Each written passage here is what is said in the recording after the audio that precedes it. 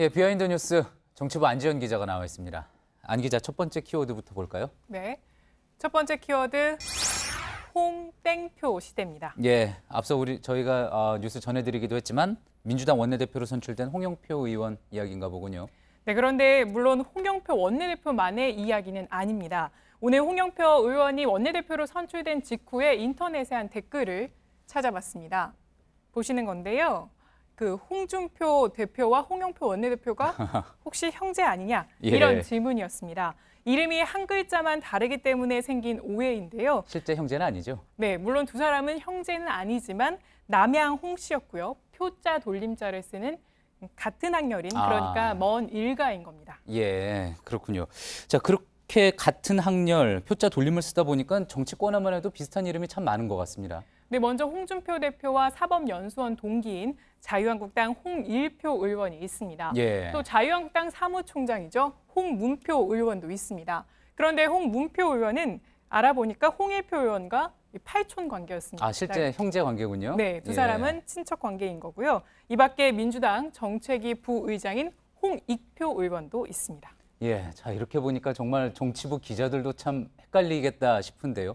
그러니까 국회에만 무슨 표가 이제 5명이 있는 거군요. 네, 그런데 청와대로 넘어가면 또 홍장표 경제수석 예. 비서관이 있습니다. 그렇죠. 홍준표 대표가 좌파 경제학자라면서 문 대통령과 영수회담 당시에 이 해임을 요구했던 인물이기도 한데요. 그런데 홍장표 이 수석 비서관의 친형 이름이 공교롭게도 홍준표입니다. 아, 그렇군요.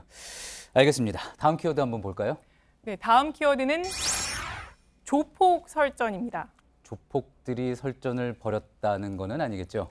네, 그렇습니다. 조폭들이 벌인 건 아니고요. 조폭을 화두로 지방선거 예비 후보들이 그 말 그대로 설전을 벌인 겁니다. 예. 이 성공을 날린 거는 이재명 경기지사 예비 후보였는데요. 관련 발언부터 직접 들어보시죠. 예. 동네 조폭만도 못한 수준의 사람들이 조폭 연루설을 얘기한다. 웃긴다. 제가 이렇게 얘기하고 있습니다. 국민들이 다 판단하겠죠.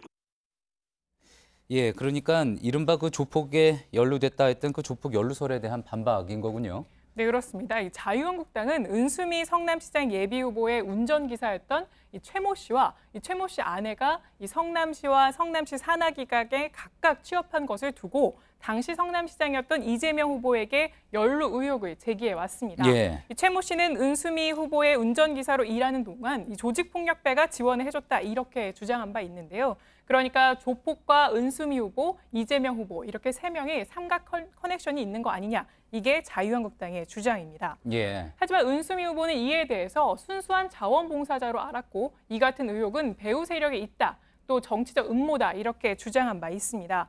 또 앞서 들으셨다시피 이재명 후보도 조폭보다 못한 수준의 사람들이 하는 이 조폭 연루설 주장이다. 이렇게 강하게 반박한 겁니다. 예, 저 이유에 대해서 자유한국당 측이 이제 남경필 지사도 다시 반박을 했다고 하죠? 네, 남 지사는 대변인을 통해서 성명서를 냈는데요. 바로 이 성명서입니다. 뒤에 성명서가 나올 텐데 이재명 후보의 눈에는 국민이 조폭이란 말인가라고 하면서 나는 모르는 일이라고 잡아떼는 거는 무능함을 스스로 자인하는 것이다. 이렇게 맞받았습니다. 그렇군요. 조폭을 화두로 설전을 벌인 거군요.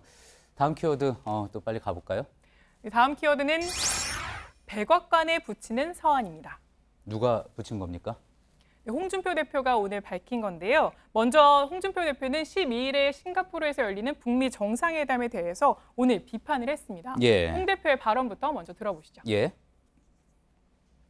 저 사람들의 생각은 오로지 6.13 지방선거를 어떻게 하면 남북 평화 쇼로 치를 수 있을까? 그러니까 지방선거 하루 전에 북미 회담을 여는 것을 두고 비판을 한 겁니다. 그러면서 예. 백악관에 자신이 서한을 보내겠다 이런 발언도 한 겁니다. 예. 지금 뭐 한국에서 결정한 것도 아니고 이제 미국에서 결정한 거니까 직접 서한을 보내겠다고 한 것 같은데 어떤 내용으로 보내겠다는 내용도 나와 있습니까? 네, 설명을 했는데요. 미국에게 조언을 하겠다는 건데 북한이 거짓말을 하고 있다. 이런 전제로 회담을 하라는 조언을 하겠다는 겁니다. 예. 그러면서 미국이 북한에 어떤 요구를 해야 할지도 알려주겠다. 이렇게 밝히면서 서한은 다음 주쯤에 보내겠다고 밝혔습니다. 예. 자, 또 궁금해지는 게 제1야당 대표이긴 하지만 그렇게 서한을 보내면은 백악관이 답변을 또 하나하나 해주는지도 궁금해지네요. 네, 그런데 한국당이 이렇게 백악관에 서한을 보낸 게 이번이 처음이 아닙니다. 예. 작년 9월이었는데요. 자유한국당 의원 74명이 서한을 보낸 바 있었습니다. 그때는 전술핵 재배치를 요구하겠다 이 내용으로 백악관에 서한을 보냈습니다. 예. 그런데 저희가 알아보니까 그냥 편지 봉투에 백악관 주소를 적어서 보내는 형태는 아니고 주한 미국 대사관을 통해서 전달하는 방식이었습니다. 아, 예. 그래서 당시 대사관 측에서 전달을 했다. 이런 답변은 받았는데 이 백악관의 답장이나 반응은 없었다고 당 관계자가 밝혔습니다. 이 결과만 놓고 보면 전술핵 재배치도 없었고 트럼프 미국 대통령은 현재 한반도 비핵화를 얘기하고 있기 때문에 편지는 반영이 안 된 걸로 추측이 됩니다. 전달은 됐지만 답장은 없었던 거군요. 예, 잘 들었습니다. 비하인드 뉴스 안지연 기자였습니다.